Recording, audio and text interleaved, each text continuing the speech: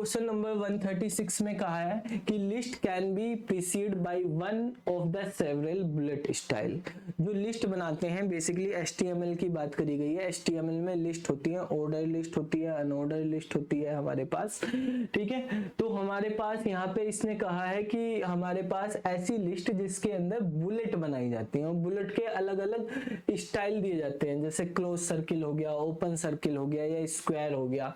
तो ऐसे को हम बोलते हैं अनऑर्डर्ड लिस्ट बोलते हैं, ठीक है। बुलेट वाली अनऑर्डर्ड लिस्ट होती है, 1 2 3 ABC इस तरह की जो हमारे पास चलती हैं वो ऑर्डर लिस्ट होती हैं। फिर हमारे पास दिया हुआ 137 में go live is a. Go live क्या है? गो लाइव बेसिकली हमारे पास जैसे एक वेब पब्लिशिंग टूल होता है, ये एडोबे ने बनाया था, वेब पब्लिशिंग टूल है। मतलब इससे आप कोई वेबसाइट वगैरह डिजाइन वगैरह करके उसको पब्लिश कर सकते थे, लेकिन अब ये टूल जो है बंद कर दिया गया है। एडोबे ने फिर इसका एडवांस निकाला था मैक्रोमीडिया, ड्रीम वीवर निकाला था। तो जब ड्रीम वीवर चला वो ज्यादा पॉपुलर हो गया, गो लाइव को जो है डिसकंटिन्यू कर दिया गया। तो बहुत पुराने टूल के बारे में यहाँ पे पूछ लिया गया है इसमें। 138 नंबर क्वेश्चन पे आते हैं। इसमें कहा है the capacity to change the conceptual schema without having to change the external schema और additional program is called as. ये डेटाबेस का क्वेश्चन दिया गया है। इसमें पूछा गया है कि हमारे पास जो डेटाबेस का स्कीमा बना हुआ है, स्कीमा बेसिकली हमारे पास कॉन्सेप्चुअल होता है, फिजिकल होता है, एक्सटर्नल होता है, जिसको व्यू भी बोलते हैं। कॉन्सेप्चुअल को लॉजिकल भी बोलते हैं, ठीक है। तो यहाँ पर हमारे पास इसने कहा कॉन्सेप्चुअल स्कीमा को हमें चेंज करना है, लेकिन एक्सटर्नल स्कीमा चेंज नहीं होना चाहिए। मतलब लॉजिकल को कॉन्सेप्चुअल का मतलब कॉन्सेप्चुअल बोल दो, या कॉन्सेप्चुअल का दूसरा नाम होता है लॉजिकल। ऐसे ही हमारे पास एक व्यू होता है, व्यू का दूसरा नाम होता है एक्सटर्नल स्कीमा। एक हमारे पास होता है फिजिकल स्कीमा, फिजिकल का दूसरा नाम होता है इंटरनल स्कीमा, ठीक है। तो ये कह रहा हमें कॉन्सेप्चुअल यानी लॉजिकल को चेंज करना, बाकी चेंज नहीं होने चाहिए उसके अकॉर्डिंग, एक्सटर्नल चेंज नहीं होना चाहिए। मतलब एक तरह से क्या होता है, लॉजिकल में हम क्वेरी लिखते हैं और व्यू में हमारे पास एक्सटर्नल में उसका रिजल्ट आता है। मतलब ये कह रहा है कि हमने क्वेरी लिखी, उसका कोई रिजल्ट आया, अब हम क्वेरी को चेंज कर रहे हैं, लेकिन रिजल्ट वही आना चाहिए। जैसे आपके पास एक क्वेरी लिख दी आपने कि और की क्वेरी लिख दी आपने, ठीक है। वेयर की कंडीशन में और लगा के क्वेरी लिखी। जैसे आप सेलेक्ट करते हो कि सेलेक्ट स्टार फ्रॉम EMP, ठीक है, और वेयर लगा के आपने लिख दिया कि वेयर ऐसे एम्प्लॉय की डिटेल निकालनी है आपको जिनकी सिटी या तो दिल्ली हो, सिटी इक्वल टू दिल्ली हो, या और लगा दिया या सिटी इक्वल टू जो है उनकी नोएडा हो। तो ऐसे एम्प्लॉय की डिटेल निकालनी। तो आप इस वेयर को, इससे रिजल्ट आएगा कुछ। अब इस वेयर को आपने ऐसे कर दिया कि वेयर सिटी इन लगा दिया और इनके अंदर आपने लिख दिया दिल्ली और नोएडा ऐसे लिख दिया। तो और की जगह आपने इनका यूज कर लिया है, तो रिजल्ट दोनों का सेम ही आएगा, ठीक है। रिजल्ट दोनों का सेम ही आ रहा। तो यही कह रहा है कि आपने लॉजिक चेंज कर दिया, लेकिन आपका जो है एक्सटर्नल जो आउटपुट है वो हमारे पास सेम ही रहा है। तो ये हमारे पास कौन सा स्कीमा होगा?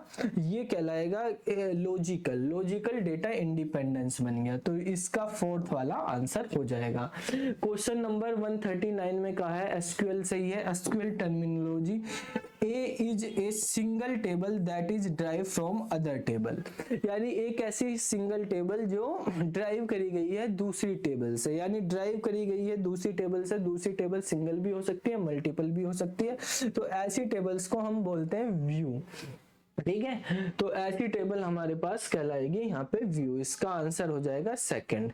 क्वेश्चन नंबर 140 पे आते हैं। 140 में कहा है हमारे पास कि which of the following is not a cloud service model.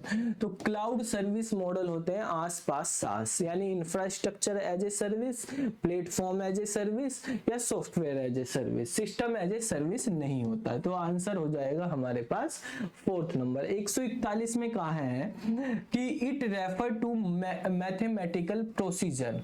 एक मैथमेटिकल प्रोसीजर है that need to transform a number of possibly correlated variable, यानी एक ऐसा मैथमेटिकल प्रोसीजर जो हमारे पास कोरिलेटेड वेरिएबल को ट्रांसफॉर्म कर देता है कोरिलेटेड वेरिएबल्स के अंदर, तो उसको हम क्या बोलते हैं, उसको बोलते हैं basically principal component analysis. Principal component analysis कहलाता है वो मैथमेटिकल। ये भी आप एआई के अंदर पढ़ते हैं, एआई के अंदर हमारे पास ये है, ठीक है। इसमें विच of the following is not A search engine, इनमें से कौन सा सर्च इंजन नहीं है, तो इंटरनेट एक्सप्लोरर जो है ये एक ब्राउजर है, ये सर्च इंजन नहीं है, तो आंसर हमारे पास थर्ड हो जाएगा। 143 पे आते हैं, इसमें कहा step by step description of how to arrive at a solution to a given problem, यानी स्टेप बाय स्टेप सॉल्यूशन किसी भी प्रॉब्लम का, तो वो हमारे पास एल्गोरिथम कहलाती है। 1 नंबर आंसर हो जाएगा। This module convert the python source file into PYC, python की जो सोर्स फाइल है उसका एक्सटेंशन .py होता है, लेकिन अगर उसका कंपाइल कोड निकालें तो pyc होता है, ये पाइथन कंपाइलर का कोड हो जाएगा हमारे पास। तो py कंपाइलर जो होता है वो हमारे पास, जब py कंपाइलर से हम कंपाइल कराते हैं पाइथन के फाइल को, तो py कंपाइलर के थ्रू वो होती है, py कंपाइल कमांड लगाते हैं हम उसको। इसमें 145 में कहा है a program which is responsible to translate assembly language, ठीक है, code into equivalent machine code, तो असेंबली लैंग्वेज के कोड को मशीन कोड में असेंबलर चेंज करता है, ठीक है। इंटरप्रेटर और कंपाइलर जो है वो हमारे पास हाई लेवल लैंग्वेज के कोड को करते हैं, असेंबली लैंग्वेज के कोड को असेंबलर करता है। तो 146 नंबर क्वेश्चन पे आते हैं। अब 146 में कहा है full form of D RAM, तो डी रैम का मतलब होता है डायनेमिक, डी मतलब डायनेमिक और रैम मतलब रैंडम एक्सेस मेमोरी।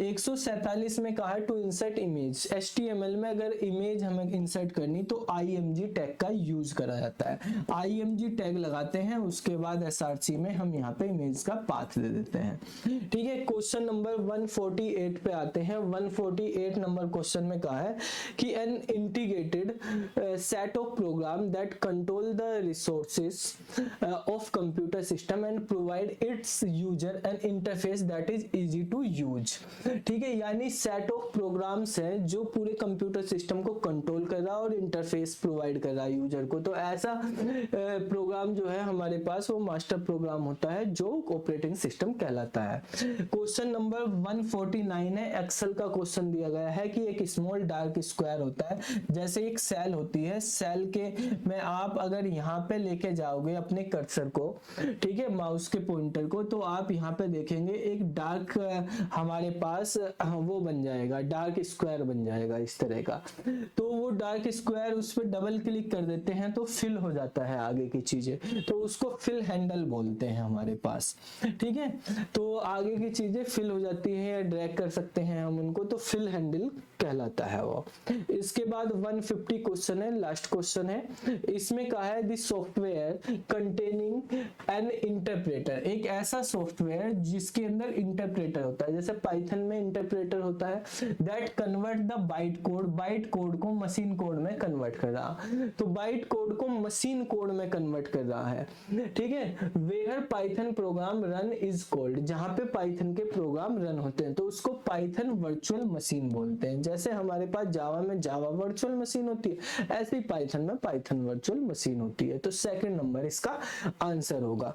तो ये हमारे पास जो 2023 का क्वेश्चन पेपर आया था पीजीटी कंप्यूटर साइंस का स्टेट में, उसके जो 60 क्वेश्चंस थे हमारे पास कंप्यूटर वाले पार्ट के, वो हमने यहाँ पे आपके साथ डिस्कस किए हैं, ठीक है। तो फिर अगली वीडियो में अभी हम जो है बेसिकली टेस्ट सीरीज चला रहे हैं स्टेट की, स्टेट का एग्जाम होने वाला है तो उसकी टेस्ट सीरीज चला रहे हैं, तो वो टेस्ट सीरीज अगर आपको ज्वाइन करनी है तो आप हमारी वेबसाइट से वो टेस्ट सीरीज भी ज्वाइन कर सकते हो, और उनके भी सबके हम वीडियो एक्सप्लेनेशन देंगे, ठीक है। जिस तरह से इनके वीडियो एक्सप्लेनेशन दिए हैं वहां पे भी सबके वीडियो एक्सप्लेनेशन आपको मिलेंगे, और साथ के साथ आपको पूरा थ्योरेटिकल कोर्स का कंटेंट भी मिलेगा, तो आप एक महीने में उसको अच्छे से रिवाइज कर सकते हो, आपके 50+ मार्क्स वहां पे इजीली आ जाएंगे 60 में से जो कंप्यूटर वाला पार्ट है। तो फिर मिलते हैं अगली वीडियो में।